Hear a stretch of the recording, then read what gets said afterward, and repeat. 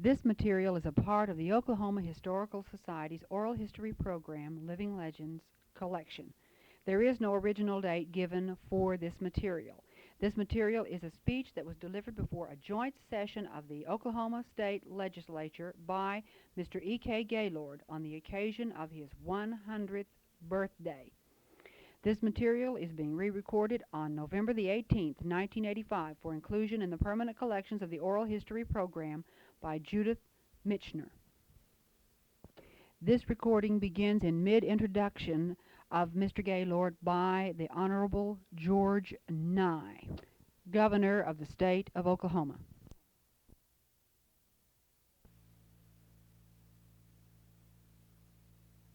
Today, on the occasion of his 100th anniversary and many years of leadership to this state and community, Mr. Edward King Gaylord.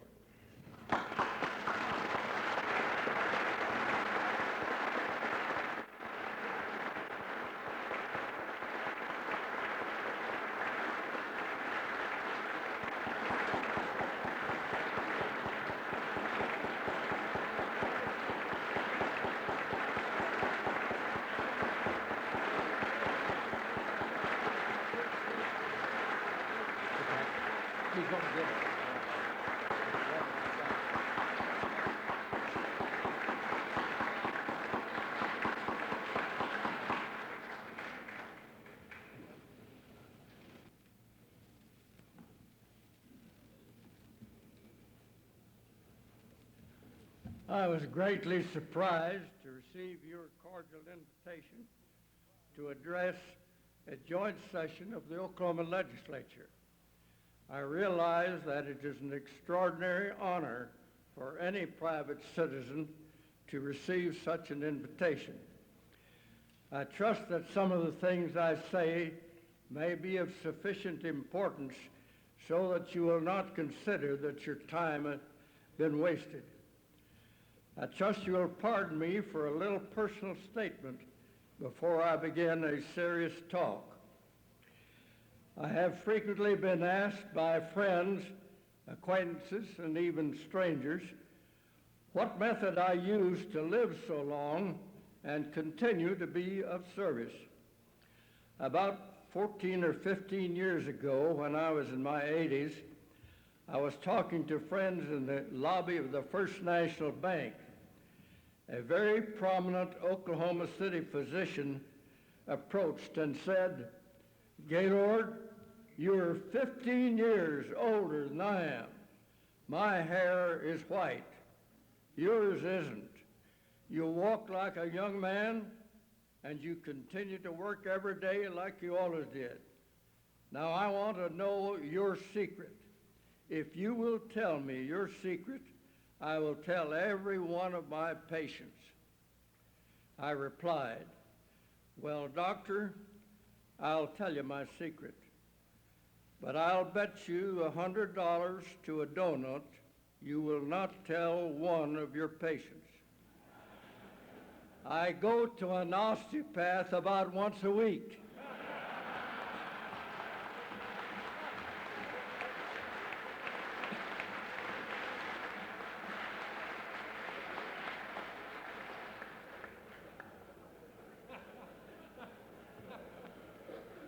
Of course, that was not the whole story, for I take calisthenic exercises night and morning, and I have regular checkups and occasional treatments from physicians, and I've had numerous successful operations by surgeons. The fact that I never drank or smoked may have helped. One thing that has kept me younger is an unflagging interest in the progress and betterment of Oklahoma and Oklahoma City. I trust you'll forgive these personal remarks, and I'll begin to discuss serious matters. It has occurred to me that perhaps many of you have not heard some of the interesting events that occurred in removing the Capitol from Guthrie and the construction of this Capitol building.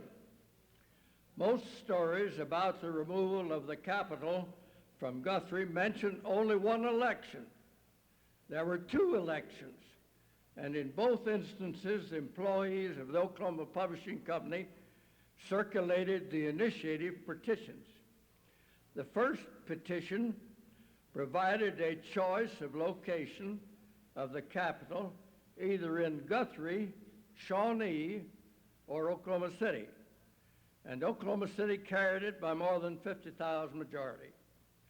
The state Supreme Court invalidated the first election because the language in the choice between the three cities did not conform word for word with the language of the statute, although the meaning was the same. We immediately recirculated the petition with the proper questions and omitted Shawnee. The result was the same. Oklahoma City won over Guthrie by more than 50,000 majority. The United States Supreme Court upheld a second election. I have never understood why historians mention only one election. You are aware that there were many false rumors about how the state seal was taken from Guthrie and brought to the Huckins Hotel.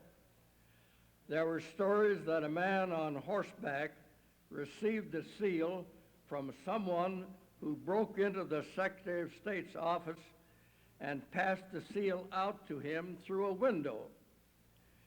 Actually, Earl Keyes, who was an assistant to the Secretary of State, went by automobile from Oklahoma City to Guthrie, opened the door to the office with his key, took the seal, locked the door behind him, and personally carried the seal to the Huckins Hotel.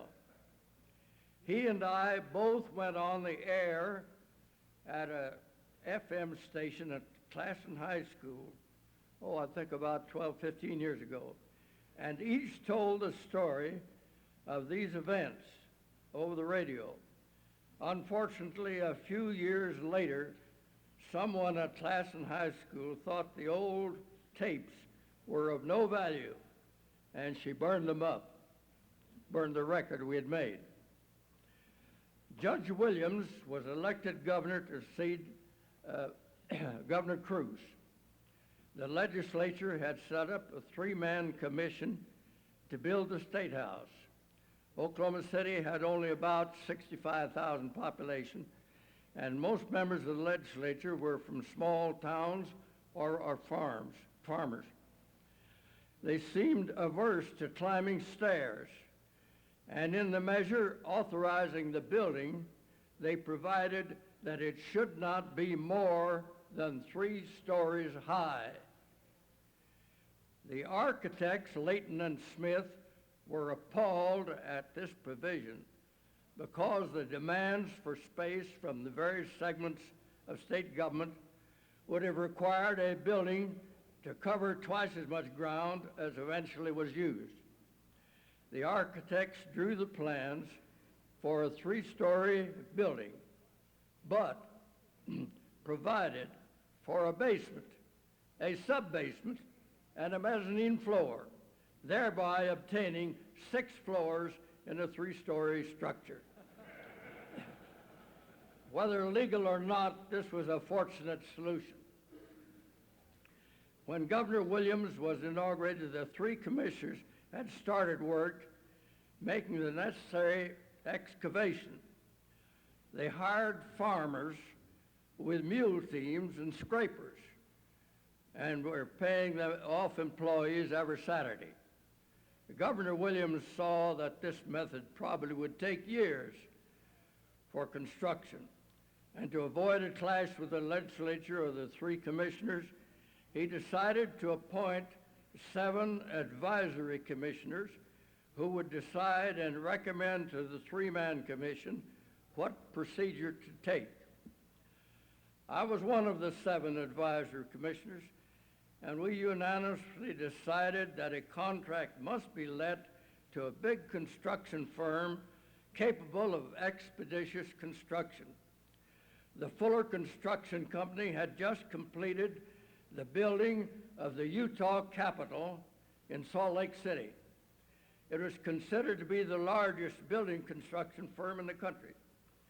They made a low bid, the cost being about $1,600,000, and they signed a contract for a turnkey job.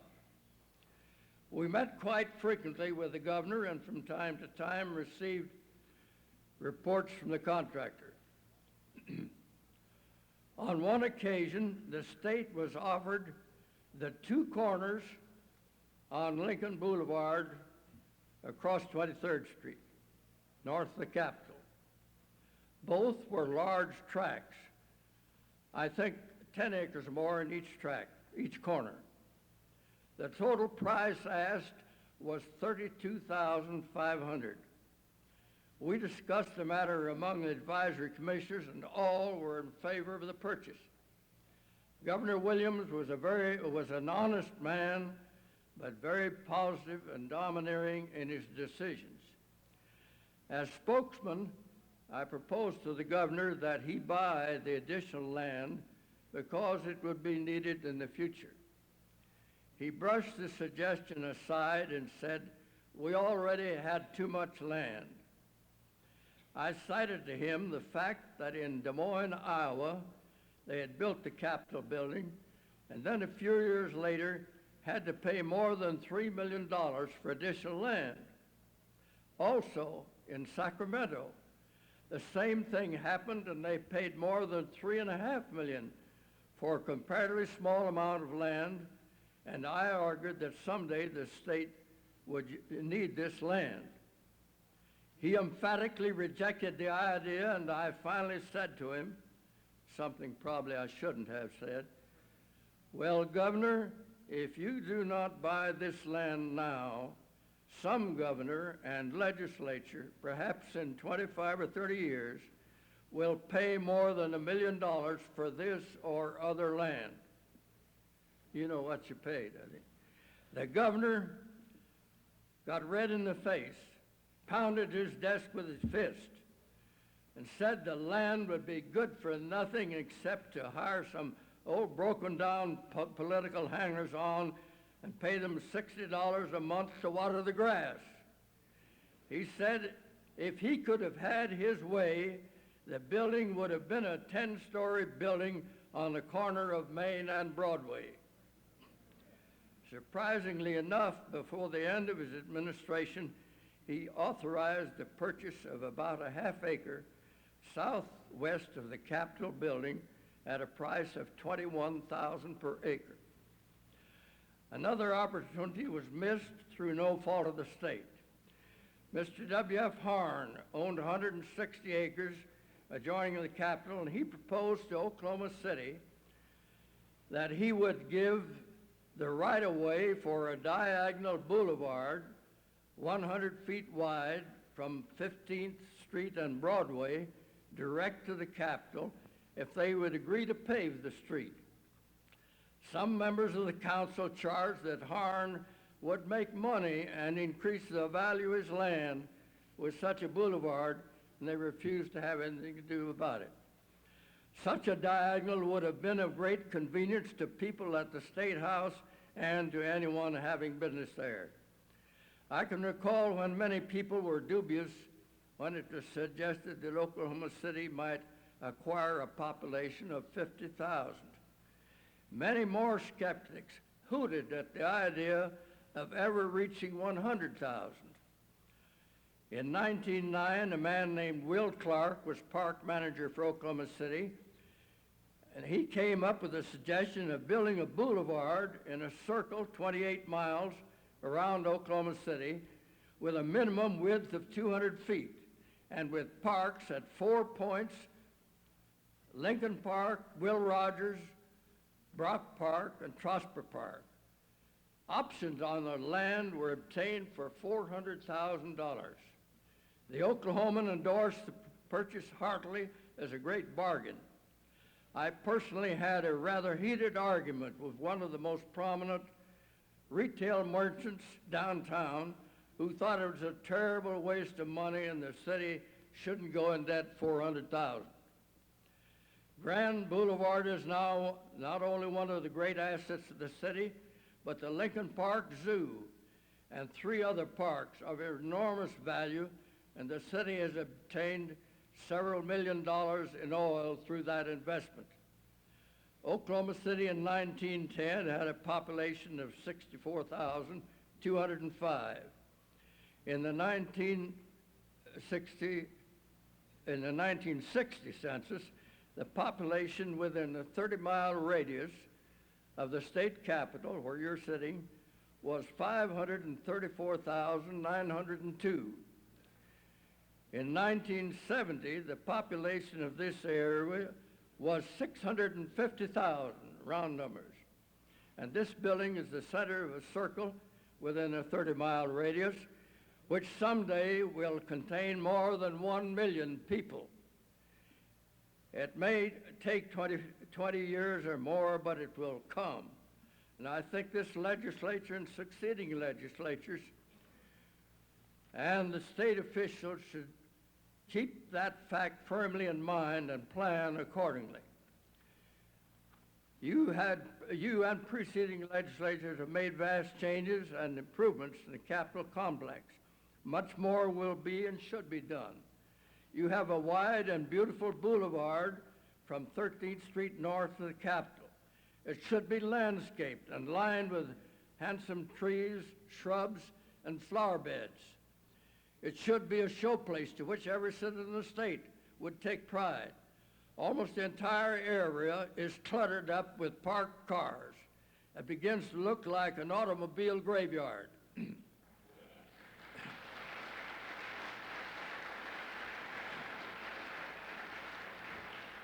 Lincoln Boulevard, north of the Capitol, is deteriorating, and an appeal to property owners by state and city officials would probably induce them to spruce up the area. You have landscape architects at Oklahoma State University who could be assigned to make plans to be submitted to this legislature. You could have underground parking opening from 23rd Street, with parking floors above and with other entrances on the ground level. Self-parking garages with reasonable charges could pay their own way. If necessary, a tunnel could be constructed from the parking garages to the basement or sub-basement. I believe the state would get hearty cooperation from Oklahoma City for any of these improvements. I now drop the matter of the physical aspects of your surroundings to talk of something which is of vastly greater importance. You each were chosen as a leader who must legislate for the health, the education, the culture, and the prosperity of the state's citizens. In my judgment, there's far too much stress on prosperity, the making money, and not enough on the building of character and betterment of the quality of life and the fostering of honesty and goodwill. I know it is historically customary for one generation to view with alarm the supposed deterioration of the succeeding generation. I have passed through 2 or more generations, and I can see changes both for the better and for the worse. Each new generation should be, and is, better educated, has a far more comprehensive knowledge of the world as a whole, and a greater diversity of information than the preceding generation. It has greater opportunities for culture, in art, in music, in travel, in recreation, and in contact with outstanding personalities through television, radio, newspapers, magazines, books, and from the lecture platform. Unfortunately, children and youth are exposed to greater dangers and temptations and are deprived of the necessary opportunity to engage in useful work from the earliest ages through their teen years. In earlier generations, children lived on farms or in small towns. They helped their parents with chores, worked in gardens, fed chickens or pigs and cattle, otherwise assumed responsibility. Now that time has passed, except for small numbers for a declining number of farms. Many children and teenagers are raised in apartments or in city homes where there are no chores to do, no trades to learn, and they have been brought up in a push-button existence. With boundless, youthful energy, they have to play in streets or in school lots and have no responsibility other than attending school. They are ripe for mischief, misdemeanors, and crimes, exposed to cigarettes, marijuana, and drugs. They attend rotten movies. Some are easily led into demonstrations and riots. The state and the nation has adopted laws to give 18-year-olds the right to help decide with their ballots the complex business, moral, and social affairs of city, state, and nation. Whereas in 50% or more of these teenagers, none has ever held a steady job, has never earned a living, and has little knowledge about the production and distribution of goods and services. How to raise children with responsibility and honesty in spite of the immoral influence of many movies and the abandonment of modesty and chastity is an unanswered question. Laws are ineffective and unenforced. Legal systems allow unending delays and almost limitless appeals. Court sentences too often are a slap on the wrist. Riots result in few arrests and almost no prosecution. There is a vast permissiveness of crime, such as the Indian riots in the Indian Bureau in Washington for weeks, stealing and destroying expensive instruments and countless records without interference. Courts issue injunctions against union demonstrations and sabotage, which are ignored and no punishment follows. Teachers set the example of defying the courts. Murder, rape, and robberies multiply each year. There is an epidemic of rape in Oklahoma. In pioneer days, a vigilante posse would have taken care of that situation. But now the problem is left to elected officials. A recent decision in the United States Supreme Court that capital punishment is cruel and a violation of the Constitution has caused an increase of hundreds of murders since that decision. A Colorado legislature in 1894 got tender-hearted and abolished capital punishment. The number of murders in the next 2 years increased 100%. The very next legislature, frightened by the result, restored the capital punishment, and the number of murders immediately dropped back to the previous rate when capital punishment was in effect. Unwittingly, the 7 members of the United States Supreme Court who abolished executions are responsible for the deaths of hundreds of victims of most murder victims are not criminals. It is a mistake to require a 100% verdict from a panel of 12 jurors in criminal cases. Many a robber or murderer has been turned loose by the vote of 1 juror. A guilty verdict of 10 out of 12 should be effective. All law seems designed to favor the criminal and to prevent conviction and allow the criminal to escape. Society suffers the consequences. Are we developing a nation of thieves? A department store in a city not much larger than Oklahoma City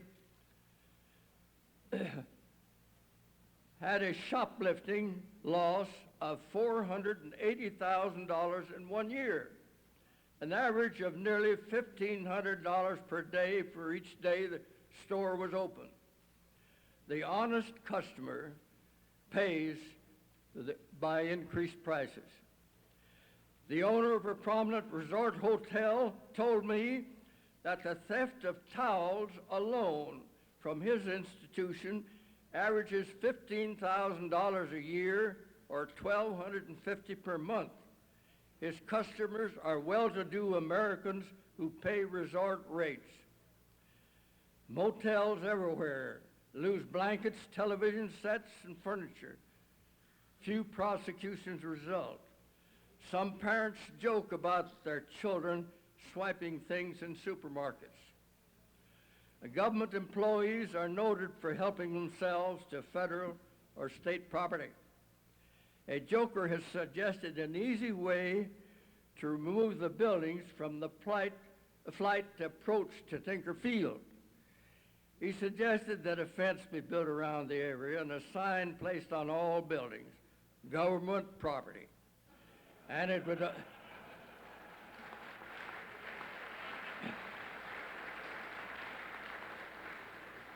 it would all disappear in a few weeks. There is only one preventative from what is becoming almost universal theft. That remedy is quick and severe punishment. In Italy, Mussolini found the answer. He found purse snatching, robbery of tourists, stealing from hotel rooms was universal. He employed an army of detectives that arrested sneak thieves by the thousands and enforced such dreaded punishment that tourists could leave their hotel rooms unlocked, leave cameras in automobiles, and everyone was afraid to touch them. I spent a week in Rome with the key to my hotel room hanging on a nail beside the door of my room when I went out sightseeing. We need severe laws, relentless prosecution, limited appeals, and few paroles. People would be honest even though they preferred not to be. Some lawyers advocate it's better to let hundreds of guilty persons go free rather than to sentence one innocent person. They are misguided. A host of guilty persons go free, but it's extremely seldom an innocent person is convicted. I've painted a very dark picture of matters which must concern you and concern all of us. Now I would like to present a little of the brighter side of the present and future. Perhaps less than 10% of our population is guilty of the crime conditions I've described, but the number is growing. Our high schools and colleges are turning out thousands of alert, ambitious, and trained youth. Many of them are eager to build a better world. They are not victims of drugs or dissipation. It is remarkable that so many resist these temptations, and there are thriving Boy and Girl Scout troops, 4-H clubs, and religious organizations such as the Crusade for Christ, which had 75,000 delegates at a convention in Dallas last June. Dallas police said they never had so little difficulty with any convention. If these young people had the assistance, cooperation, and encouragement of the adult population, great improvements might occur. Drug abuse is now a primary cause of our increased rate of crime. Drug pushers in great numbers have invaded our colleges and high schools.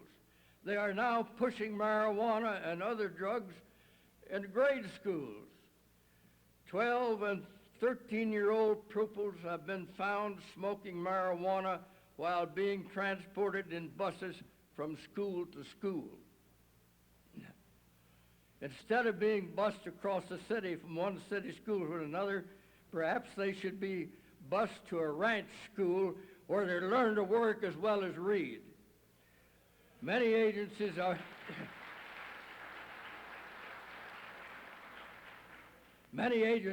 working feebly to stop the drug traffic. In recently it was announced that the federal government will merge all its agencies into the FBI, and it will be empowered to fight the drug habit on all fronts. State and local authorities should eagerly cooperate. Red China produces great quantities of opium and heroin, which is exported. Recent visitors report that China has no drug problem, because if anyone becomes an addict, he or she is removed and friends never see them again. Whether they are incarcerated or liquidated, the result is the same. No one becomes an addict. They know what will happen to them. Another example of the result of severe punishment. In America, we can't do that, so the eradication of the use of narcotics is our #1 problem. It would be a disaster to legalize marijuana. Another subject which causes much more discussion than drug abuse and probably causes more criticism of the legislature than any other subject is the increase in taxes. In a recent session, you enacted a vast increase on the so-called income tax. The measure was mislabeled because it is a tax not only on income, but is a tax on taxes paid to the federal government. The title should have been an income and outgo tax, but if a corporation has an income of $1 million before taxes, it pays $480,000 in federal taxes, leaving a profit of $520,000.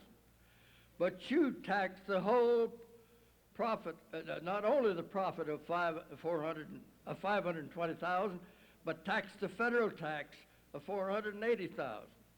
You apply the same methods of taxation on each individual's income. The measure would have been more honest if it had raised the tax from 6% to 8 or 9 or 10% and not levied a tax on other taxes.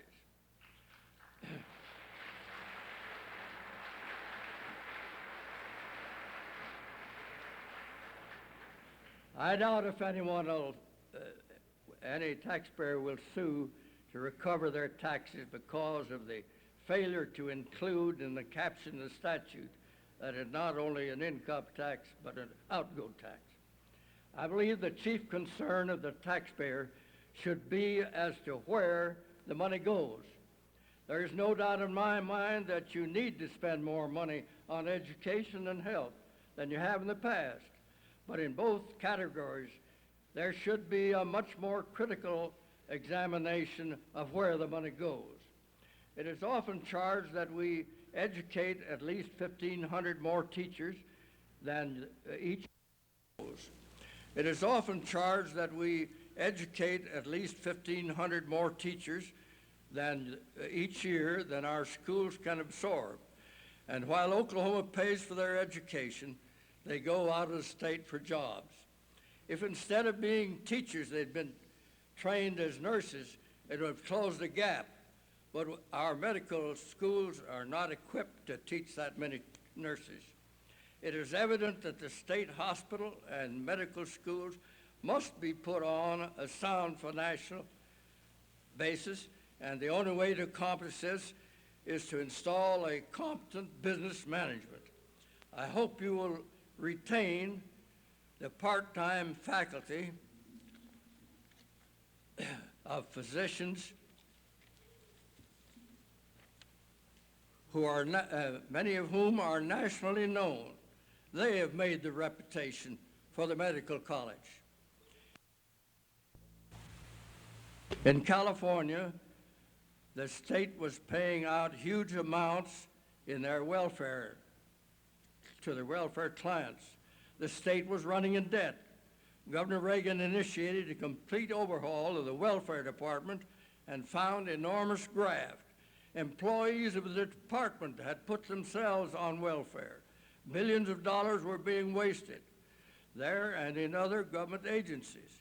He forced a severe cutback in employment of many departments as well as welfare. he saved enough money with which he built 1,000 miles more of concrete highway in California. The state accumulated a surplus of more than $800 million, and he is now demanding of the legislature a reduction of California's income tax. Oklahoma has more welfare clients per capita than any other state in the Union. It is not the poorest state.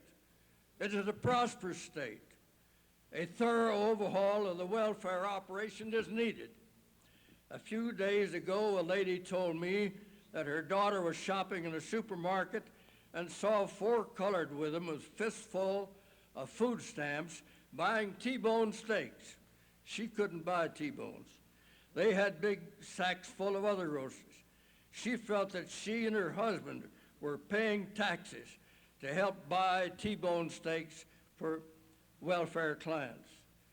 I told this incident last Friday to a friend.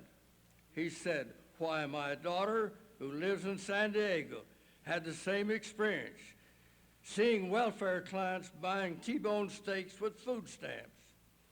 Of course, food stamps are put out by the federal government, but something could be done to check where and why they're given out.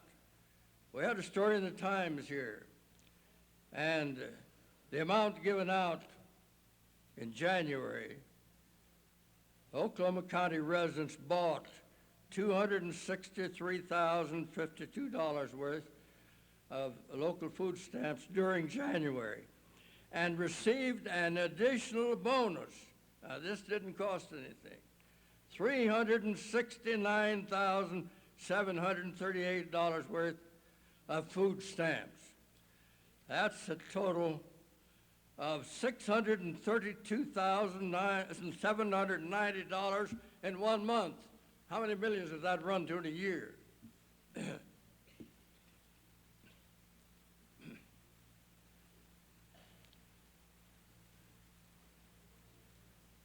There are scores of other subjects which you are obliged to study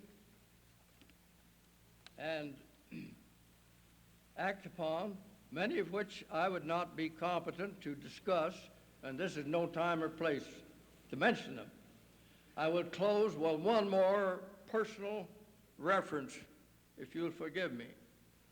A good many years ago, I read a report of a research group of scientists declaring that the average person develops only 20% of his potential capacity. This challenged me to try to develop at least 30 or 40% of my potential capacity. That challenged me to try to, wait a minute. Often when confronted with a worthwhile but difficult project, the first thought was to let someone else do it or ignore it.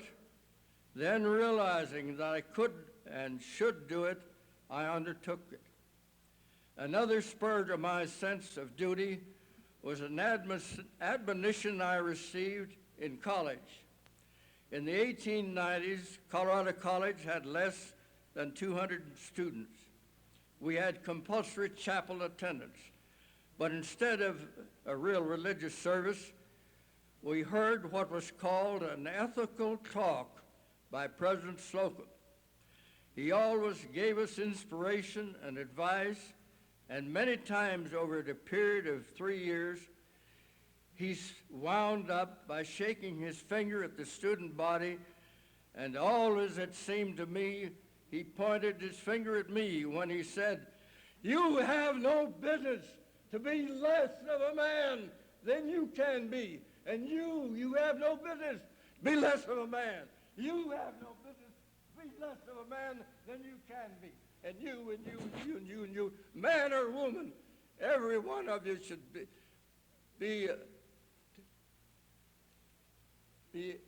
every one of you should do your best and not be the less for it." I thank you very much.